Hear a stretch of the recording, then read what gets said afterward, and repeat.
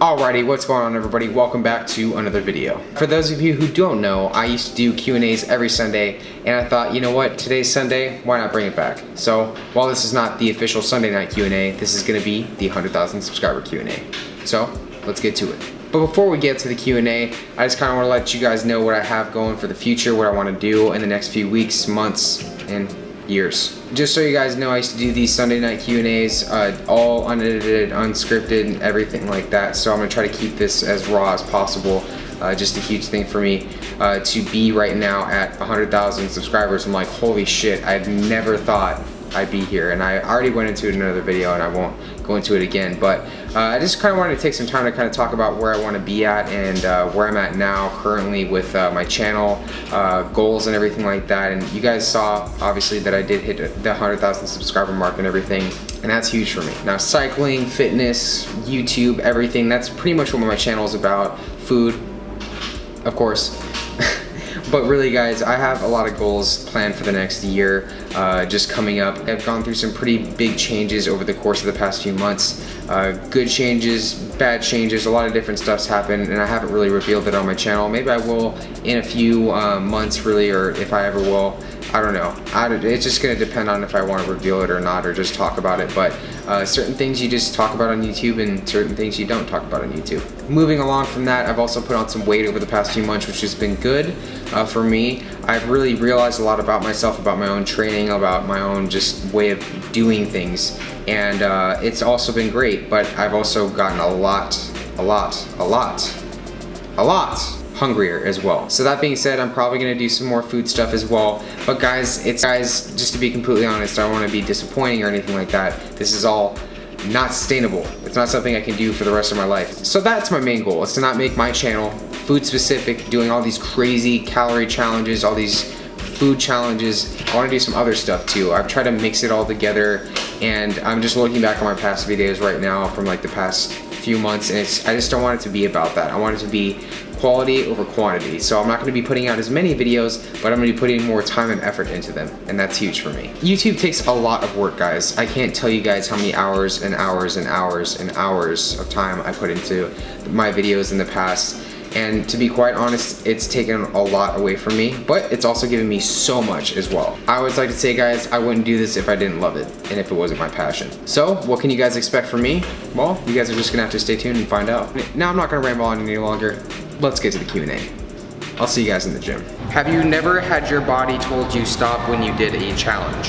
That's pretty much every challenge. Clem Alvarez from Snapchat asks, what's the best peanut butter for you? Now you're gonna get a lot of different opinions on this, guys.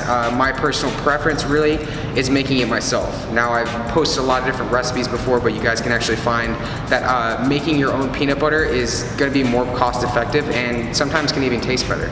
But then again, you're gonna get a lot of different opinions on it. If I was to go out and buy a store-bought peanut butter, I have to go with Kroger. Kroger makes awesome peanut butter as well. There's Laura Scudder's, my homegirl. But for real, guys, try making it yourself. But I'll actually put a recipe video link in the description below so you guys can check out one of my recipes. Definitely give it a shot. Joey from Snapchat asks, what indoor bike trainer do you use? I use a bike trainer called the Wahoo Kicker, so it's actually really cool. I did an unboxing slash mini review on it a few weeks ago, and it essentially will adjust automatically for you based on the terrain that you're riding on in your app that you're using with it. For me, I use I guess you could call it like a video game. It's really, really cool. It's called Zwift.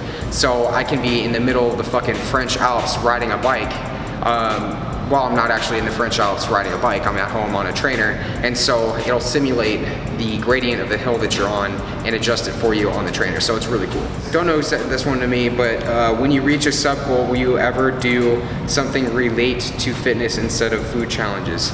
I've actually done that before. If you guys actually saw my little video I did called the TheElectric, it was around like I think like the 80,000 or 90,000 subscriber mark, I don't know. Yeah guys, honestly, it gets really old after a while. Like that's why I laughed when a lot of you were like, oh, do 100,000 calories for 100,000 subscribers. It's like, guys, I don't want to die. Like 100,000 calories is impossible. 50,000 calories was impossible for me at the time and pretty much is impossible for everybody. But yeah, I did what I had to do. But like I say, guys, it's just for YouTube. It's just for, you know, fun and everything like that. I'm not going to continue to do calorie goals for every milestone I reach. Now, I will spice things up once in a while and do, okay, cool, I'll hit 150,000 subscribers. Crossing my fingers. Say for example, I'll hit 150,000, I'll do like 150 Reese's peanut butter cups, or I can do 150 push-ups. My team long arms over here. But yeah, I do plan on doing different stuff in the future. Let me know in the comments below what you guys want to see. Kyle from Snapchat asks, if you could eat only one dish for the rest of your life, what would it be? That I get this question a lot, everybody, a lot, and there's so many different things I can think of right now. I gotta go to my favorite food. I gotta go to my favorite food that I ate during my childhood. Fettuccine Alfredo. Don't know who posted this one, but are you living your dream? Where do you see yourself in 4 years? I don't really feel like everyone or anyone really is going to be day-to-day living their dream unless, well, I know. Actually, nothing comes to mind there. Yeah, so living my dream, I'm gonna say directly no to that. I don't really have an ideal dream because my dream changes on a daily basis about where I wanna be and what I wanna do. So where do I see myself in 4 years? I see myself either opening up a gym, having like a powerlifting gym, or with, you know, spin bikes everywhere. That would be ideal. Kind of kidding there, that'd actually be really fucking cool though. I see myself having an online business of some sort, coaching more, and yeah, just continuously growing. I don't really have an ideal picture of where I want to be in 4 years. I am 23 years old. Not 43 like a lot of you seem to think. Alrighty, and we're back home now. The next question is going to be coming from Riding with Rice, who asks, what is your top tip for staying motivated to cycle? I usually love cycling, but just haven't because I've been feeling out of it recently. So the biggest thing with cycling, or with anything, is you have to find out what you're doing it for in the first place. For me, cycling, just like fitness, is for fun. If you're not riding for fun, if you're not enjoying the sport, then it really isn't for you. If you go into buying a road bike, for example, a lot of guys, a lot of women too, don't get me wrong, everybody will message me saying, hey Eric, I love road riding, I love mountain biking, I love, you know, riding, I've done it before, but I see you eating all this food and I really want to start riding my bike because of that. That's a perfect example of what not to do, how not to get into riding bikes. Don't do it for that. You know, if you do want to get motivation to ride more, try switching things up, try riding a different path, a different trail, a different road, just change things up. You got to do it once in a while. Hey Eric, when is your cycling only channel going to be up on YouTube? So I've actually mentioned it a few times, and I do plan on launching a cycling specific channel very, very soon. But for now, I have a lot of other stuff I have planned. The next question is going to be coming from Michael. It says, did you ever think you'd see the day where the Cubs would be back in the World Series? And to answer this question, I have to honestly say, I never thought I'd see the day. Next question is coming from the quirky one, who says, did you fart more when you led a meatless diet or now? To be completely honest here, I always fart. We all do, but yeah. It doesn't really matter whether I'm on a meatless diet or a non-meatless diet. You just don't want to be around me when I fart. Let's just leave it at that.